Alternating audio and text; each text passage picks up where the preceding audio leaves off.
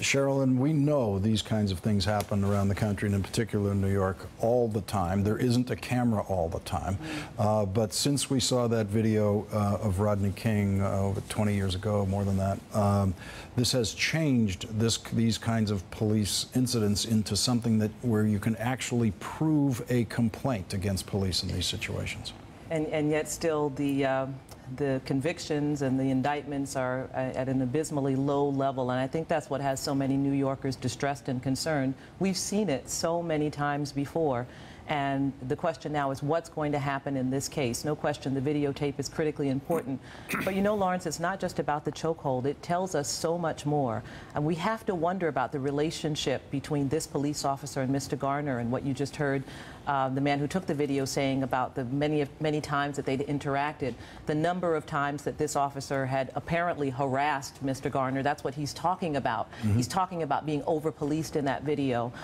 We're talking about loose cigarettes. What's that about? I mean, is that a kind of beat in Staten Island, you know, looking for people selling loose cigarettes? I think a lot of New Yorkers would be surprised, considering the problems we have in the city, to hear that 4 police officers are deployed to one block in Staten Island to arrest someone who's selling loose cigarettes. There's so many questions that arise out of what we see in this videotape and the context that we see, and I'm so glad that we have it.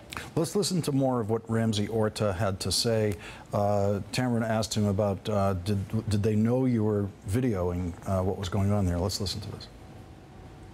The officers, the emergency workers, those people around, did they know you were close enough and that you were taping this? Yes, they kept trying to make me move back. Did they ever try to get you to put down the camera? Yes. What did they say to you? They told me that it's a crime and special investigation, and for me to get off the scene. If not, I was going to be arrested. Did they try to take your camera at any point? No. So you had the camera still rolling. They told you to move away from the scene, but from the video, it appears you stayed right near there. Yes. I've actually lied and told them I lived there, so that's what made me stay around the area. Jim Kavanaugh, police officers telling witnesses like this that they have no right to be there, they've got to get away. This is a device that the cops use all the time in these kinds of situations when they know they don't want what they're doing recorded or witnessed by people. Right. The police can't stop you from videotaping anything with your phone or a camera. You have the right as a citizen to videotape anything you want. You just can't interfere with the police. You can't, you know, go across their line, for example, or try to run in the middle of it, or try to interact with somebody they're interacting with, you know, physically. I saw Tamron's interview with this young man today, and it was very sad because he's very sad because he's a friend of Mr. Garner. And he's very honest about it, and I thought maybe they should have listened to him. You know, maybe they should have listened to him and take the handcuffs off Mr. Garner so he could get some medical care. Like we said last night on your show, Lawrence, I think a lack of leadership here, sergeant training, stepping in, diffusing this situation. You know, a good sergeant, and New York's got a lot of them, would step in on a case like this and say, everybody back off. Mr. Garner, what's going on? And as Sherilyn said, you know, he's over-policed, and that's what he's reacting to. He's constantly being policed for selling a cigarette. And the sergeant, a real sergeant, a good sergeant, would say, Mr. Garner, here's my card. You call me at the precinct tomorrow at 2 o'clock. We'll talk about it. We're all leaving now. Because that's what the commissioner would want to happen. That's what every good, logical citizen, that's what a top leader would want to happen. And at the very worst case, he could have got a citation. But if you were the sergeant, if I was the sergeant, if Bratton was the sergeant there, I think it would be diffused. You know, and that's the way you want to get the police to think.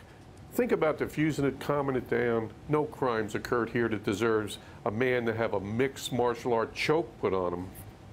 Let's listen. And I think the United States Attorney should move on this. Well, the United States Attorney with case. Jurisdiction, Sherilyn, has said that they are looking at this. I think they have to. I think because of the record that I've talked about of the many instances in which these investigations go nowhere, and because there's so many police officers involved in this incident who all seem to be reacting in the same way. This is not. This does not look aberrant in this video, and that has to raise real concerns. Let's listen. Ramsey Orta is at his friend's funeral tonight. He was going to try to be with us here tonight, but he can't. But really, he covered it all very well earlier today, and I just wanted to hear more from him about what the other witnesses were seeing and doing while this was going on. everybody just screaming to take the cuffs off of him, put an oxygen mask on his face, do some type of CPR. Everybody's concern was his breathing. Could you hear him say those words now that have been chanted at the rallies for him, that I can't breathe? Yes. You heard him? Yes. Did you believe his life was in danger at that point? Yes. And Sherilyn, he believed his life was in danger. Every other witness seemed to believe that, and yet we know there's a police report where officers are reported as having said there was no evidence of him being in distress while he was dying. Lawrence, this is about culture. This is not just about training.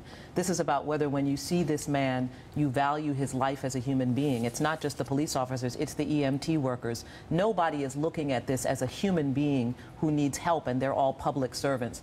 And I think for Commissioner Bratton, that's going to be the issue he has to deal with, not just the training, but the culture of policing in this city and the way in which people like Mr. Garner are viewed by police officers. That's the tragedy, is not only the loss of Mr. Garner's life, but seeing all of these public servants who are charged with helping. You're supposed to call the police when you're in trouble. You're supposed to call the EMT when you need medical attention. And they all stand there as though Mr. Garner is not a person. I think New Yorkers are just traumatized, and that neighborhood certainly is traumatized by witnessing this event. Sherilyn Ifill and Jim Kavanaugh, thank you both very much for joining me tonight.